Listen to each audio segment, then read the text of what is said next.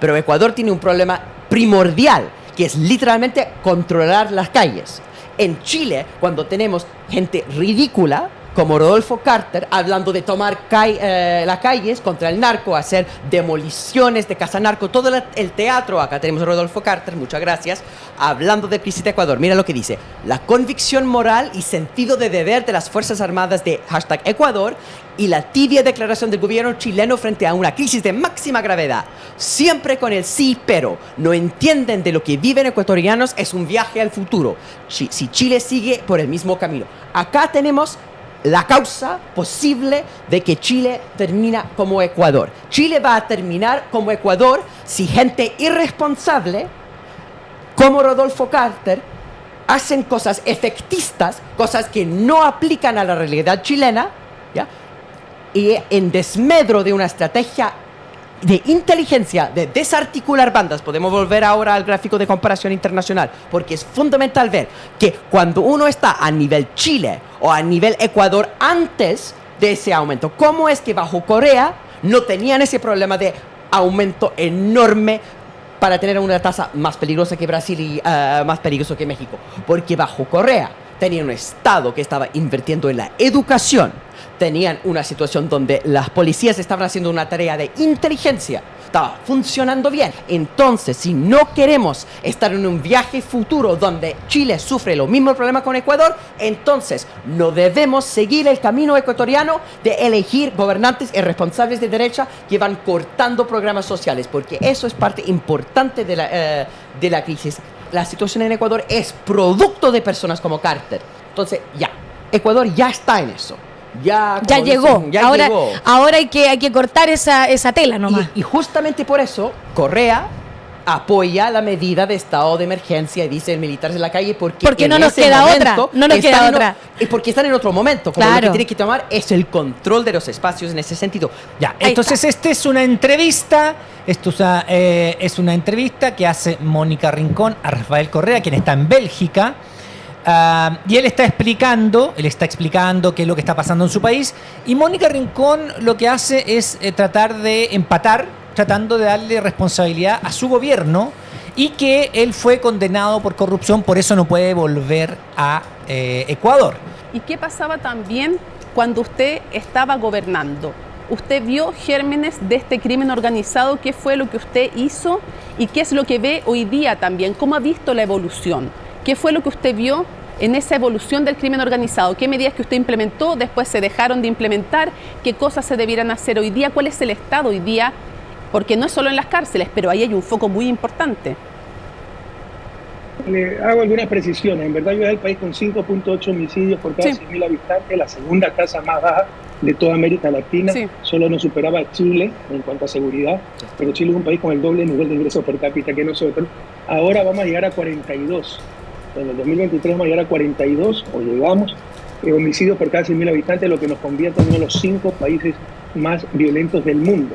Yo nunca he visto una destrucción tan rápida y profunda de un país en época de paz. ¿Qué hicimos y qué dejaron de hacer los otros? Hicimos una institucionalidad de seguridad, un Ministerio de Justicia encargado de Rehabilitación Social. En las cárceles teníamos hasta universidades, los reos, los presos se ponían a estudiar, no que se ponían a dirigir de ahí el crimen organizado. Todo desmantelaron.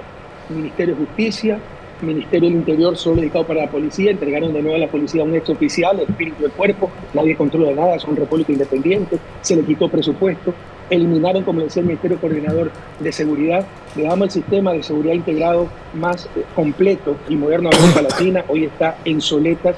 El servicio de inteligencia, el crimen organizado se combate con servicio de inteligencia, lo desmantelaron y lo dejaron para perseguir opositores, entonces y hoy lloramos lágrimas de sangre. Se cosechan lo que sembraron estos 7 años de destrucción del Estado de Derecho, de persecución, de odio, entre otras cosas con el lawfare, la guerra judicial que usted menciona. Ahí cuando está hablando Correa y Rincón le hace la pregunta, ¿ya? Pero acá esa crisis de seguridad que está apoderándose del país tiene que tener una historia hacia atrás. Claro. Entonces, ¿usted vio en su gobierno algo de semillas de algún eso? indicio de lo que iba a venir? Eso fue la pregunta. El resultado concreto de las políticas de Rafael Correa son reducciones siderales en el nivel de delincuencia. 3 Entonces, veces, la pregunta correcta para hacer a Rafael Correa no es, ¿usted vio semillas en su gobierno de lo que iba a pasar después? Sería, ¿qué cambió? ¿Por qué no se pudo mantener? ¿Cuáles fueron las políticas fracasadas de los que siguieron después de usted? No solo contenta con eso, hizo una pregunta aún más ridícula. Dijo, usted cerró la base militar Manta. Chan, porque ahí los estadounidenses, las Fuerzas Armadas estadounidenses con la DEA, the Drug Enforcement Agency, ¿no? La agencia antidrogas de Estados Unidos, coordinaba acciones antidroga. Y entonces, hoy día que vemos el país tomado por el narcotráfico, por la cocaína, cosa que es real, eso es porque usted cerró la base de Manta. Acá en este gráfico, la base de Manta, el año que cierre, 2009. ¿Ve qué pasa con la delincuencia después de que cierre la base militar de Estados Unidos? Cierra la base militar y eso es un tiempo cuando baja la delincuencia. Entonces, cuando aumenta la delincuencia, años después, en un contexto de reducción del tamaño del Estado, con políticos de derecha a cargo, dicen, eso es porque Correa hace 5 o 10 años cerró la base militar. ¿Qué tipo de pregunta es eso? El argumento que dan es ridículo. No tiene ningún asidero intelectual, ninguna seriedad, salvo para una persona que está con la posición ideológica de que Estados Unidos debe tener bases militares en todas partes del mundo. Bueno, CNN, pues. Bueno, veamos esta última parte de la entrevista que habla respecto de la corrupción que le acusa en el cierre de la entrevista. Por favor, directora, póngale play. Mejor que no esté presente porque no sabe dónde está parado. Expresidente Rafael Correa, expresidente de Ecuador, en exclusiva con CNN Chile. Le agradezco mucho que nos haya acompañado. Pero es que eso gracias por su contextualización. Un fuerte abrazo y querido Chile. No. Periodismo, presidente, expresidente. No, cego, porque el periodismo serio investiga. Dije todo, lo que le favorecía y lo que no. Es un insulto. Investigamos aunque moleste. Voy a leer solamente una partecita de la sentencia que cita Rafael Correa y dice,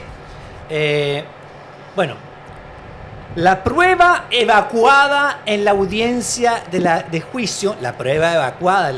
juicio, resultó incontrovertible para determinar que el procesado Rafael Correa hizo surgir sobre un grupo de personas, específicamente sobre un grupo de funcionarios públicos de su entera confianza, mediante un influjo psíquico. Pero señores, en ninguna sentencia del mundo que valga la pena alguien va a decir influyó psíquicamente sobre un grupo de personas para que robaran. ¿De qué estás hablando? ¿Qué sentencia estamos hablando? ¿Qué seriedad de sentencia? Bueno, toda la comunidad europea dijo esa sentencia, vale.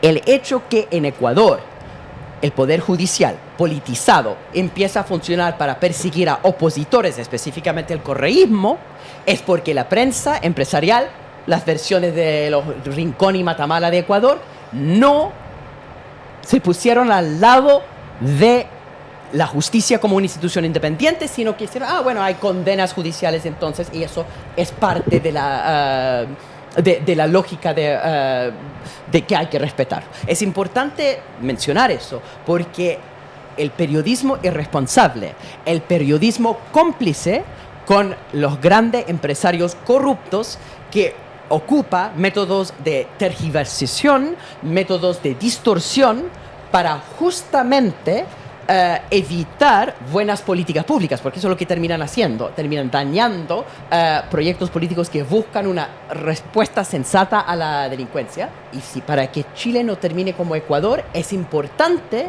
que los periodistas tomen su cuota de responsabilidad también.